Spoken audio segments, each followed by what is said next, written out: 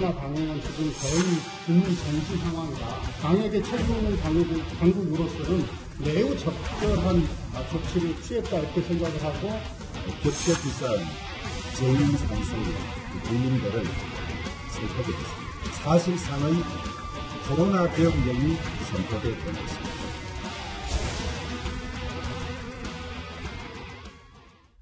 개천절의 광화문 집회 방역 조치를 두고 여야의 입장이 첨예하게 다른데요. 논란이 되는 부분은 바로 이겁니다.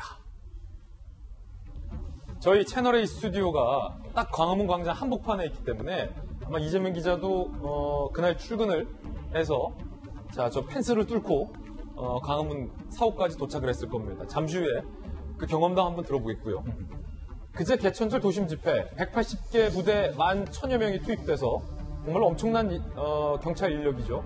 경찰버스 500여 대가 투입해서 차벽으로 봉쇄가 됐습니다. 서울광장과 광화문역 500m 거리 경찰 검문이 4-5차례, 4-5차례. 그러니까 지나가는 일반 시민들에게도 검문이 이루어졌다는 거죠. 오늘 한 조간 보도에 따르면 600m 가는데 검문이 6번 있었다라는 기사도 있었습니다. 그 기사가 사실이라면 100m에 한 번씩 검문을 했다라는 얘기가 되는데요.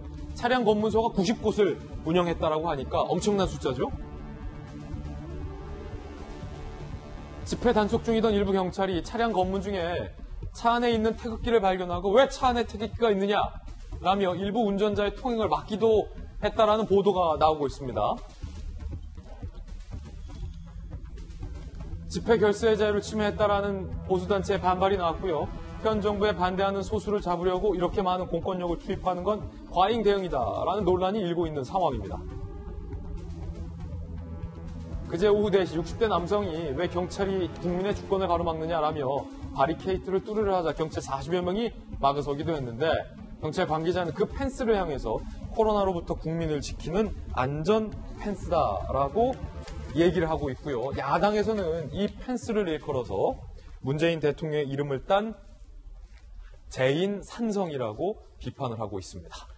이재명 기자, 진짜 그날 출근했을 때 불신 검문도 있었고 차벽으로 똘똘 말아서 1인 시위조차 허용이 안 됐습니까?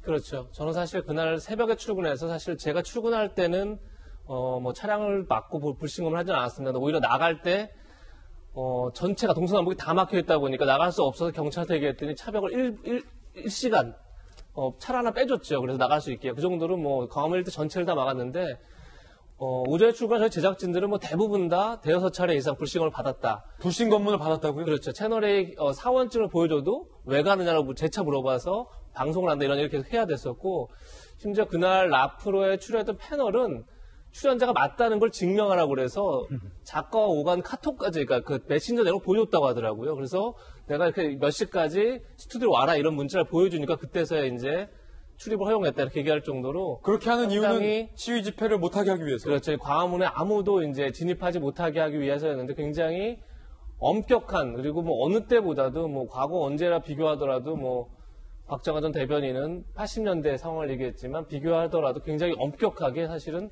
원천 봉쇄했다 이렇게 볼 수밖에 없을 것 같습니다. 근데 제가 이 자리에서 여러 차례 말씀드렸지만 방역을 위해 국민의 기본권이 제한될 수 있습니다. 그래서 사실 영업의 자유도 제한을 했죠. 그런데 영업의 자유를 제한하고 나서 정부는 그걸 세금으로 보상을 해줬습니다. 그건 자유의 제약에 대한 보상인데, 그러니까 누구도 자유를 제약받을 때 그것을 당연한 게 아닌 거죠.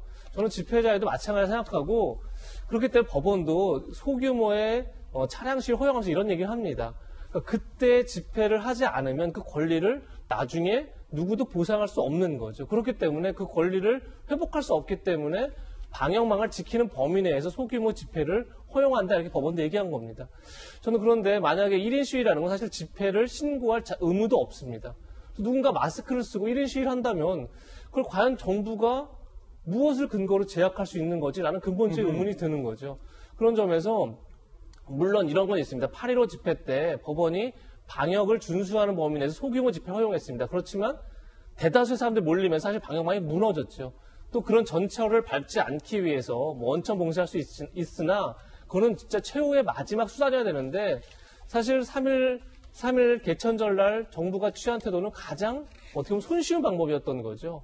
그런 점에서 저는 야당에서 비판하는 부분 상당 부분 설득력 있다. 그리고 정부도 지금 또 한글날 9일 집회를 또 원천 봉쇄하겠다 이렇게 공언하고 있는데 저는 아까 전에 이제 이일병 교수의 얘기도 마찬가지지만 과연 국민의 기본권을 어디까지 제약할 수 있는지에 대해서 근본적인 논의가 필요하고 정부도 전향적인 검토가 필요하다 이런 말씀 꼭 드리고 싶습니다. 예.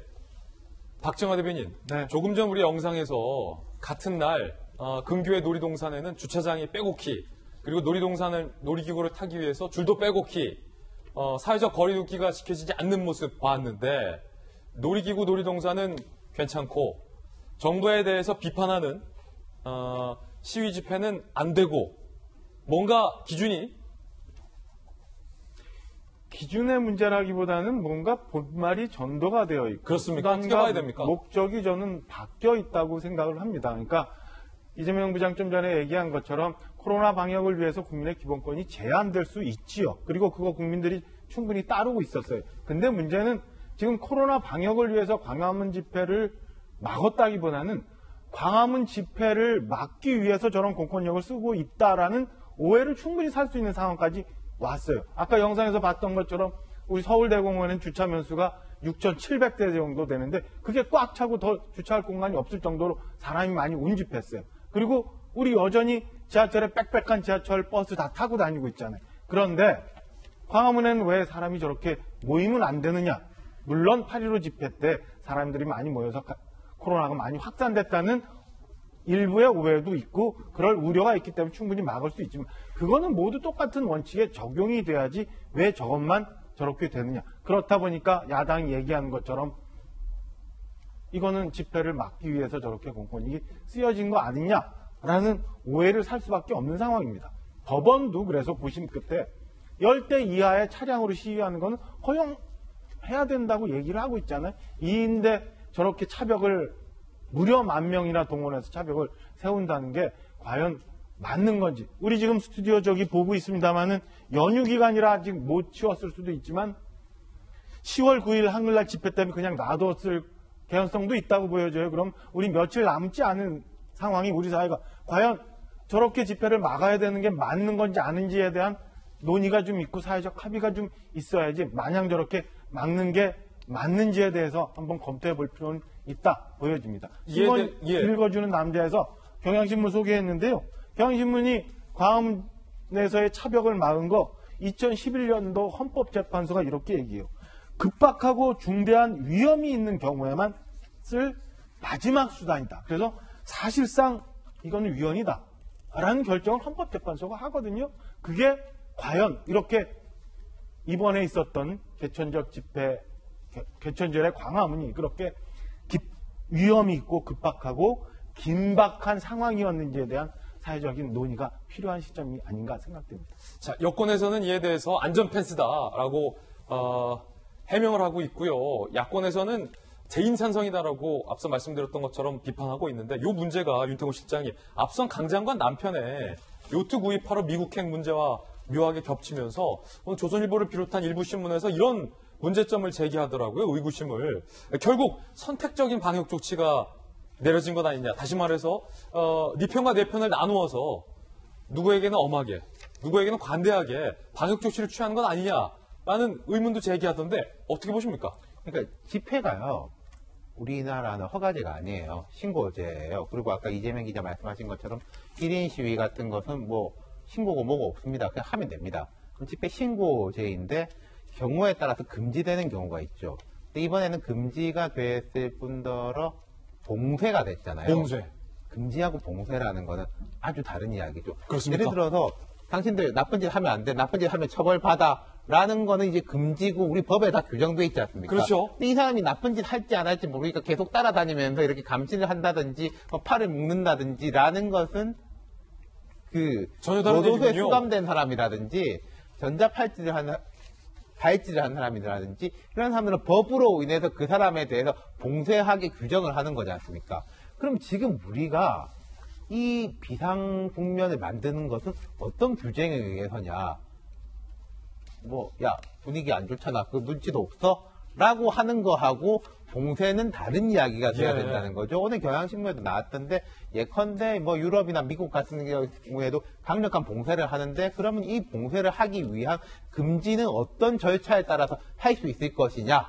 인데 그럼 예컨대 우리가 3단계 뭐 2.5단계면은 집회는 봉쇄다. 1단계는 허용이다. 라는 식의 규정이 있느냐. 그리고 그 규정은 법으로 돼야 되는 거지. 뭐 대략 분위기 보고 엄단하라. 라고 할 수는 없다는 엄단하라. 거죠. 예. 지금은 이제는 저는 국회에서도 이 여야가 다 같이 만들어야 될 것은 그런 부분이라고 생각을 해요. 예. 논란은 계속될 것으로 보입니다.